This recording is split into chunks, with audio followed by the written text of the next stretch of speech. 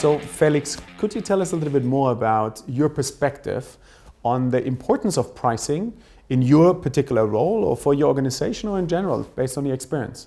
Yeah, so basically I think the price is one of the instruments at a manager's fingertips that is at the same time the most powerful, creating the most impact on growth and or EBITDA or profit objectives.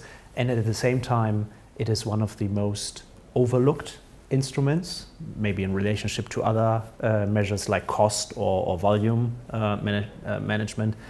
This has improved a little bit over the last years. 15, 20 years ago, it was really a niche discipline.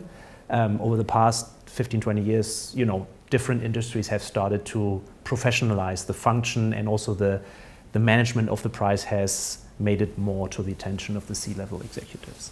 You just mentioned before that price has been overlooked quite some time, right? Why do you think companies overlooked such an important driver of profitability? I guess it's a priority question. Management teams have had other things higher on their agenda. And I think it's also to the credit of some consulting firms to actually have brought this up to the C-level attention.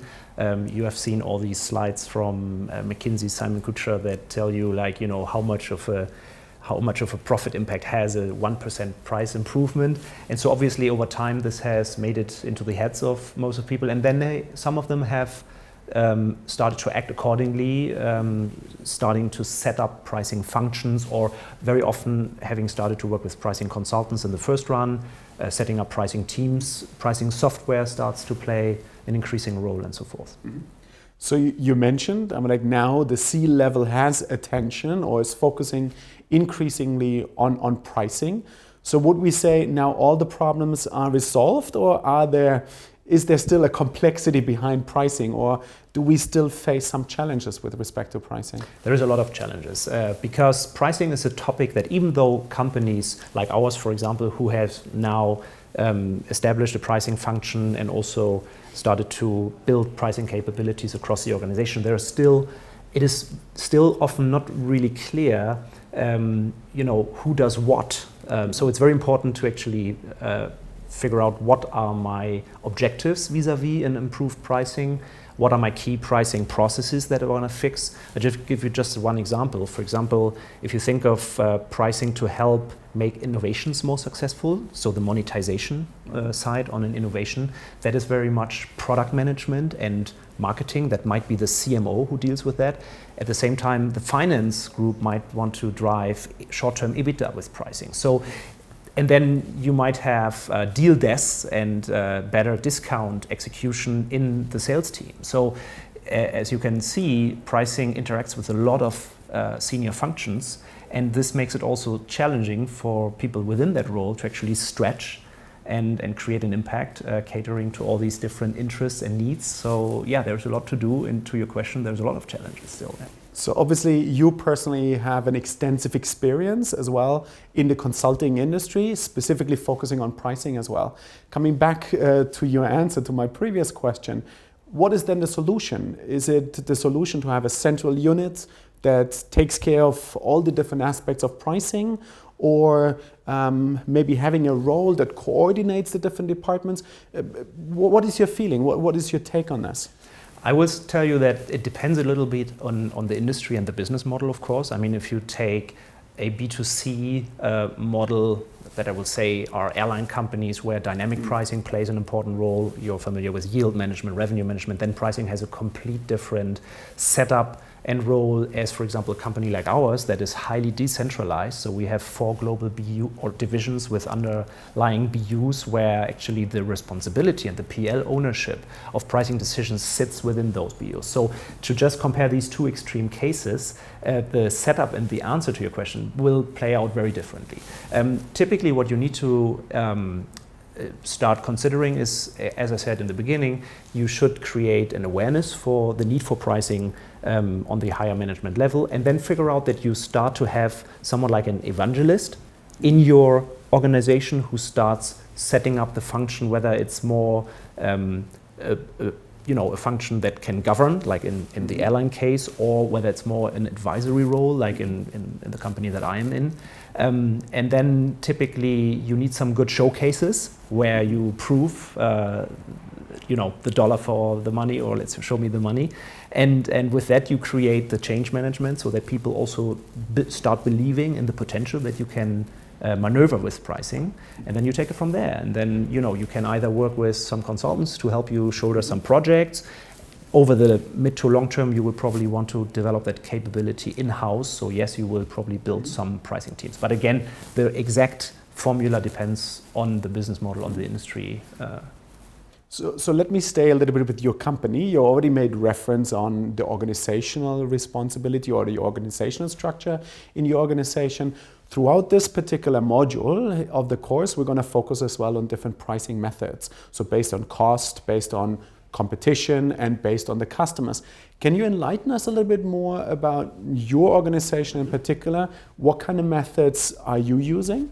Yeah, so basically, the industry that I represent, we don't have much cases for cost-based pricing. We are not a manufacturing environment. So basically, you're left with competition-based pricing and certainly value-based pricing. When I joined the company in 2011, value-based pricing was starting to be seen as something that everybody wanted to do, and people were even claiming that they were doing it already. At the same time, we did a little survey and found out that only 14% of those people who said, yeah, we do value pricing, would actually do customer research to validate that. And so, for sure, everybody does competition-based pricing. You have competition on your radar. There are increasingly smart tools like Compite from Spain, where you can in real time observe what your competition offers look like. And then for new products, we do intend to, as I said, increasingly validate the perceived value on the customer side by means of customer research. In our B2B markets that are so highly specialized, think of lawyers, physicians, etc., we do not necessarily need to do large samples of 2,000 respondents, but we do a qualitative, quantitative mix where we try to really understand the pain points, the use case. We try to understand budgets, and then we do a little bit of a competitive analysis and try to use different methods to gauge willingness to pay, accepted price ranges, and so forth. So, in order to conclude this interview, I wanted to come back a little bit to your experience of obviously now being in charge of pricing at Wolters Kluwer, at the same time having been a consultant in the industry for many, many years. If we would now think of a practitioner coming into the role of being the pricing manager in an organization, maybe having to establish a completely new department, what would be your recommendation? Because it seems you were in a similar situation in 2011. Yeah, I think it goes back a little bit to what I said already. So number one, you need to figure out what are the different interest points vis-a-vis pricing. So basically what I did, for example, I started with a survey among the senior management and tried to figure out what were the major pain points or opportunity areas for pricing. And so we had a little ranking, and then we would start with those that everybody thought there was the major need to act. Another thing, as I said, is following those priority areas, you need to create showcases so that people see, there is actually value in that. Basically, you drive whatever, growth, market share, or profit. What is also important is that you figure out what are your key pricing processes, or call it price setting processes. Because the approach and the opportunity is very different to whether you want to monetize your innovations better, making sure you have a better packaged and tiered pricing architecture, so this is really product pricing, or whether you see the opportunity more sales discipline, in reducing the degree of discounting or make it smarter, more conditional, or whether you want to create more transparency in your pricing performance or pricing practices in the day-to-day. So I think it's important to figure out in a given industry what are the key price setting processes, and then start to determine what are approaches, processes, and maybe helpful tools to actually drive the intelligence with which you take decisions in these areas. Felix, again, thank you very much for this very interesting interview. It was great having you again. I think you have given lots of insights to pricing, especially from a practitioner perspective. And I think the great thing is many of the subjects or many of the issues and challenges that you have just highlighted, we clearly will be covering throughout this course. So once again, thank you very much for your time. Always a pleasure.